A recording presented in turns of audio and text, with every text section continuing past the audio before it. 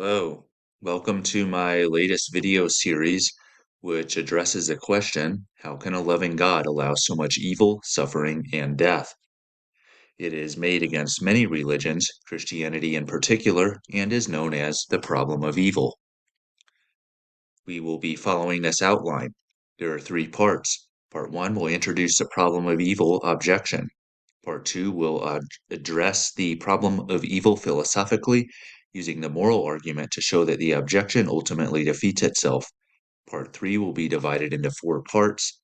After introducing a few pertinent topics, Part 3a will show God's relation to evil, showing that he is sovereign over it, and I will point out a few fallacies that tend to be made at this point. Part 3b will critique the objector's alternative plans for evil. Part 3c and 3d will attempt to answer the problem of evil. 3c will do it indirectly through the explanation of four biblical trends, and Part 3d will answer it directly. Allow me to introduce the objection. If you are familiar with this objection, feel free to skip Part 1. So in a nutshell, the problem of evil objection, abbreviated POE, states, how can a loving God allow so much evil, suffering, and death? It has many variations, which generally follow the format of the following argument. Premise 1 says, if God was loving, he would not allow evil to exist. Premise 2 says, God does allow evil to exist, and the conclusion is, therefore, God is not loving. An all-good God would be all-loving, so a God that is not all-loving is not all-good. The problem of evil is seen as a cornerstone atheistic argument. That is, the omnibenevolent or all-good gods of religions like Christianity, Judaism, and Islam cannot exist because of the problem of evil. Evil, for our purposes, describes anything that falls short of what it should be. Imperfection or subpar are synonyms. As we will see, there are many types of evil, all of which God allows. The problem of evil objection, for the most part, targets any theistic religion, so Christianity, Judaism, and Islam, because the gods in all of these have the ability to end evil and don't. Of these, from what I have seen, Christianity is targeted in particular.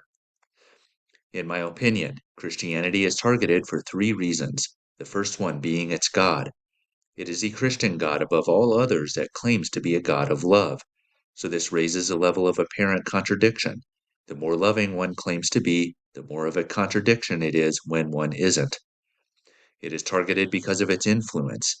It is a Christian worldview that dominates much of the Western Hemisphere, so it becomes a natural target for those who object to religion. It is targeted because of its offensiveness. Christianity happens to make other truth claims that are quite offensive, such as to take up your cross daily or that Jesus is the only way to heaven. In some cases, it is likely that the objector's aversion to such truth claims is driving their objection. So, Christianity in particular is targeted. Because of this, I will be answering it from a Christian perspective. This means I will be using the Bible. When I do so, I will use the ESV translation. So let's take a deeper look at the objection. Premise 1 states, if God was loving, he would not allow evil to exist. To reach this conclusion, the objector often presents the following dilemma to the Christian, first presented by the Greek philosopher Epicurus. Either God is not omniscient or all-knowing, so he doesn't know about evil. Maybe God is not omnipotent or all-powerful, so he knows about evil but doesn't have the power to end it. Or he is not omnibenevolent or all-good, so he knows and has the power to end it, but just doesn't care enough to do anything about it. And they usually accept that God is omniscient and omnipotent, but object to his omnibenevolence. To illustrate this, God is often compared to a complacent onlooker at a crime. If one of us was walking down a street and saw a person being robbed, and we had the power to stop it, we would have a moral obligation to do so. But for some reason, God is different. God has the power to end the suffering. He has the choice to stop babies from dying from cancer, and he has a choice to stop animals from being torn apart by their predators at this very moment, and he refuses. The Christian says, well, all evil comes from sin. Evil is our fault. And that may be true, but it doesn't answer the question. It doesn't answer why God allowed it in the first place. God could easily have not put the tree in the garden or not made beings with the ability to make evil choices, but he did anyways. God had a choice between a perfect utopia where no evil exists and a world like the one we have today, where children are sold into sex slavery and civilizations are wiped out. Wouldn't any of us, if we knew we could prevent such a thing, do it? And wouldn't any of us with an ounce of morality choose to prevent such wickedness? But God consciously chooses to allow it. And when Christians say that God did this for his glory, that appears to the objector that he is nothing more than a selfish dictator who is willing to sacrifice the well being of others for his own good. In the opinion of many who make this objection, this indifferent behavior to evil is especially despicable because of what the Bible says about God being loving. So not only is God indifferent, but he is a hypocrite and a liar too, because he pretends to be loving, but really isn't. Verses include 1 John 4:16, which says, God is love. Whoever abides in love abides in God, and God abides in him. Or John 3:16, which says, For God so loved the world that he gave his only Son, that whoever believes in him should not perish, but have eternal life. God would be like the priest or the Levite that passes by on the other side of the wounded man laying on the roadside. Ironically, he is a bad guy in the parable of the Good Samaritan. So God simply does not meet his own standard of morality. 1 Timothy 5:8 says, If anyone does not provide for his relatives, and especially for members of his own household or of his household, he has denied the faith and is worse than an unbeliever. God, by his own logic, is worse than the unbeliever and denies his own beliefs because he does not provide for those in need, not even for those he claims to love more than we would love the members of our own household. Galatians 6:2 says that bearing one another's burdens is a way to fulfill the law of Christ. And yet, God does not bear the burdens of those whose plight he ignores. He even gave us free will, knowing we would misuse it. So it is bad enough to be indifferent to evil, but doing so while pretending to be loving only adds to the contradiction. So premise 1 is that if God were loving, he would not allow evil to exist. Premise 2 states God does allow evil to exist. This is the less controversial of the premises, but simply due to the amount of evil that exists and the emotional toll that it takes, it supplies most of the energy behind the argument. God allows much evil to exist. There are two major types of evil. Type 1 is moral evil, which is the evil of wicked choices. This includes genocide, like the Holocaust, or the child sacrifice that many ancient cultures would do. It includes sex slavery, rape, and in many cases, war. The imperfection in these things is someone's wicked choice to do these things. This is not limited to humans.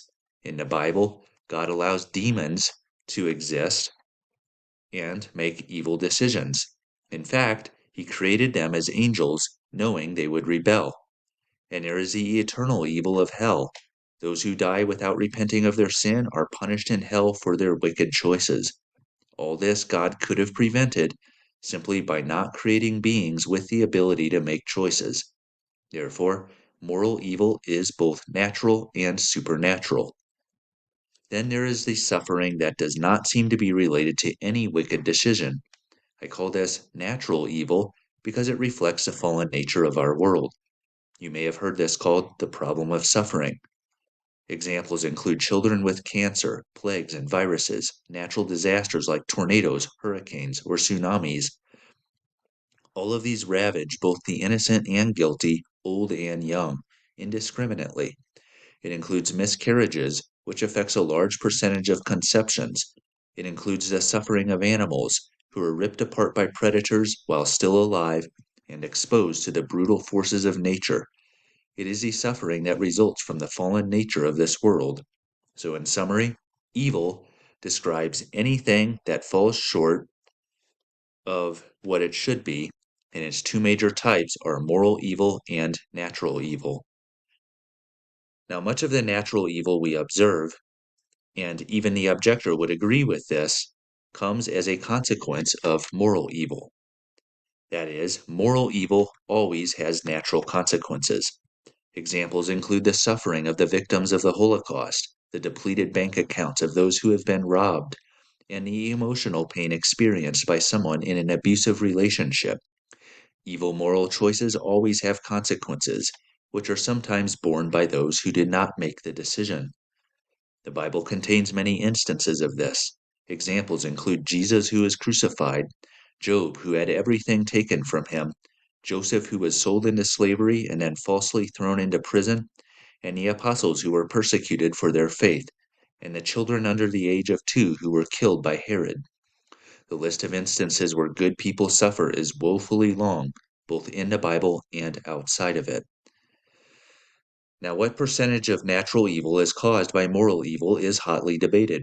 Christians think that all natural evil comes from moral evil, and the objector thinks that only some of it is caused by moral evil. That is, they see the types of evil as separate, with moral evil coming from our choices and natural evil being nothing more than pointless, senseless suffering in a world where a good God does not exist. So you can see why they would be upset.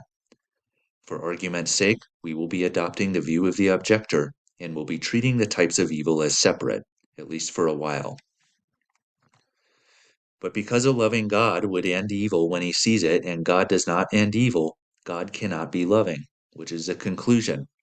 This means that a loving God cannot exist. This is seen by many atheists as the most powerful argument for their position. Now, one might say, I am not absolutely sure that a good God does not exist. I am only, say, 70% sure. And this is seen as a way to avoid making a bold truth claim while still allowing the objector to arrive at the same conclusion. But even if there was only a 1% chance of a good God existing, wouldn't we want to investigate it? Wouldn't that be so cool if there was a God, and he was loving and just and could be known? We are so anxious to investigate the possibility of alien life, however remote that might be, and yet something greater than an alien could exist. So, saying a good God could exist and being content with that uncertainty doesn't quite make sense to me. I think there are other motives at play, which we see by the objector's actions. Do they skip church only 70% of the time, or do they refrain from praying in only 70% of situations? No. So with their words, they are agnostic, but with their actions, they are atheist. And I say that actions speak louder than words. So this objection, for it to be the cornerstone argument of atheism, must be meant in an absolute sense. This is seen by the vehemence with which it is argued, which oftentimes surpasses that of any other atheistic argument. The very nature of what is being talked about, such as the Holocaust and 9/11 and children starving, tends to evoke an emotional response. So this objection is necessarily atheistic. A quick warning, the logical response is not for everyone who makes this objection. Many objectors have experienced great evil themselves, or at least are greatly grieved by it. Perhaps they prayed that God would save their loved one, but he didn't. Maybe they have suffered trauma. The people who make this objection are often hurting on a level far deeper than logic can extend.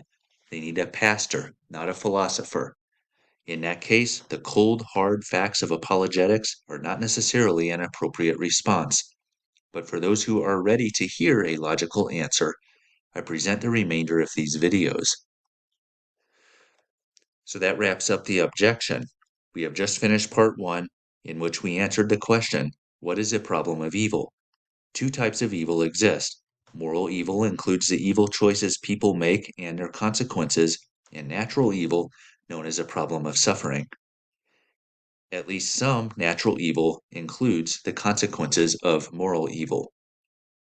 The objector would say that the God who allows this is either not omniscient, not omnipotent, or not omnibenevolent.